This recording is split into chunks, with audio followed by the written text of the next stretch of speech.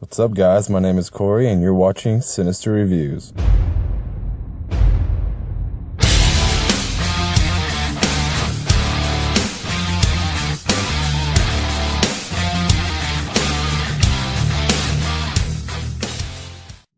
What's up, guys? It's Corey here.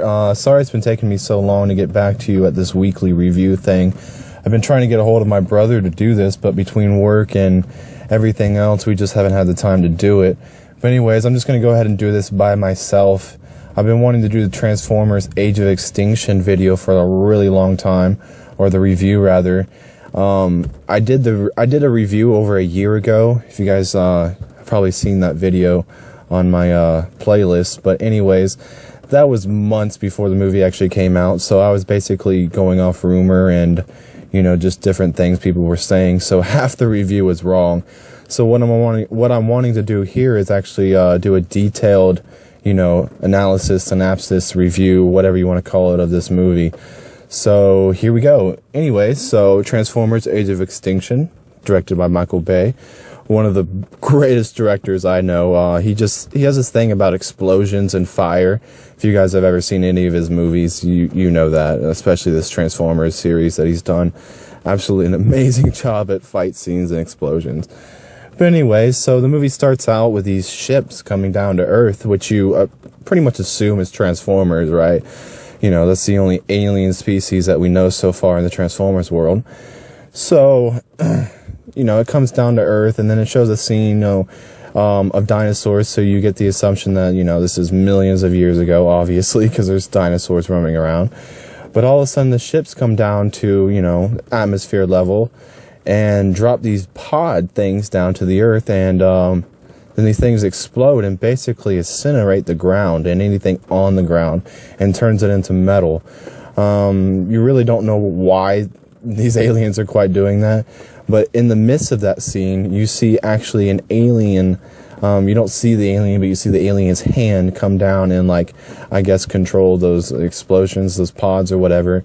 But the cool thing is, it's not a robot hand. It's actually a flesh, organic hand. So you begin to realize that, okay, these aliens that are, terraforming this planet or destroying our life, the dinosaurs, are actually not Transformers. So anyways, the story goes on into modern day and shows an archaeologist goes to the Arctic Circle, and they find a skeleton of a T-Rex, and the T-Rex is covered with this metal.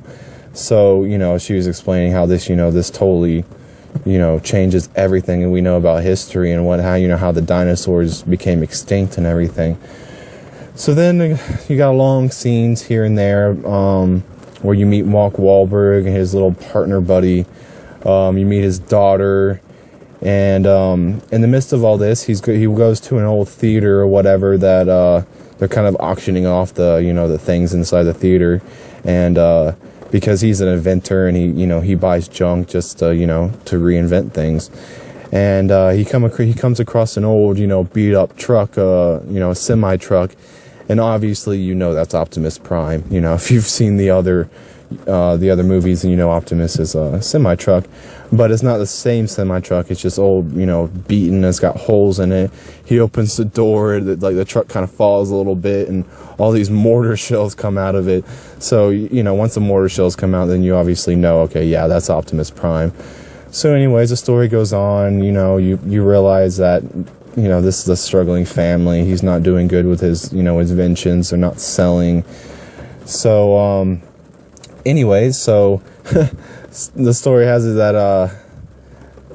Mark Wahlberg spends the night in the barn or his workshop with Optimus Prime in the truck, and is, going through it, trying to scrap it, and begins to realize that, this missile or whatever he had gotten hit with had taken out all his electronic components. So he brings in his daughter and his friend and hooks it up to a battery.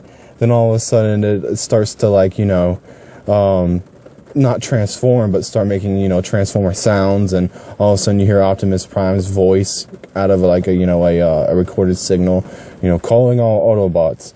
And he's like, I think we found a Transformer, and obviously his daughter and friends start freaking out and saying that there's this number we need to call, they'll offer you money because, apparently ever since, you know, the last movie where they had the war in Chicago, you know, people in the government have kind of gone against Transformers, whether or not they're Decepticon or Autobots, because they know if they're here, then we're never really safe.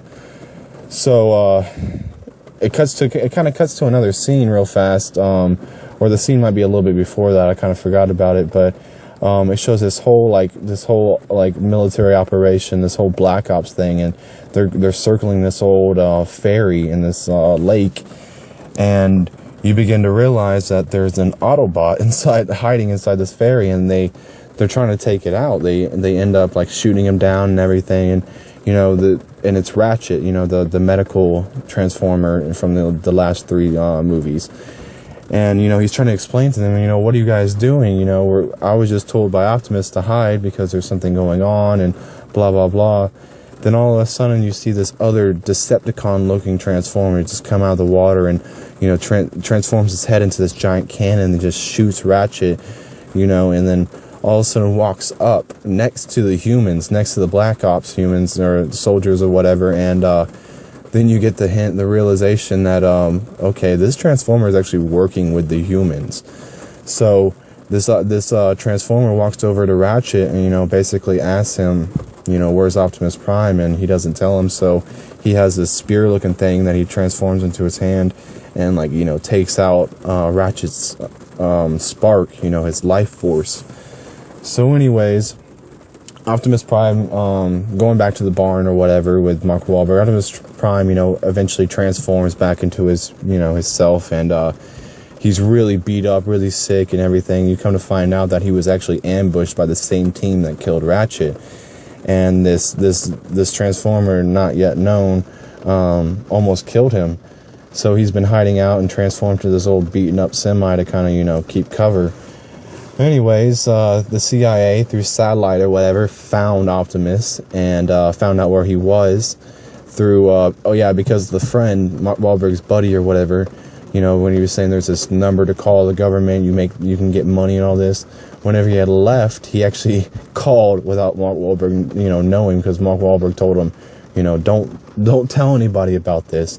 And of course, he ends up calling, you know, thinking he's going to get an award, but friggin' Death Squad ends up showing up.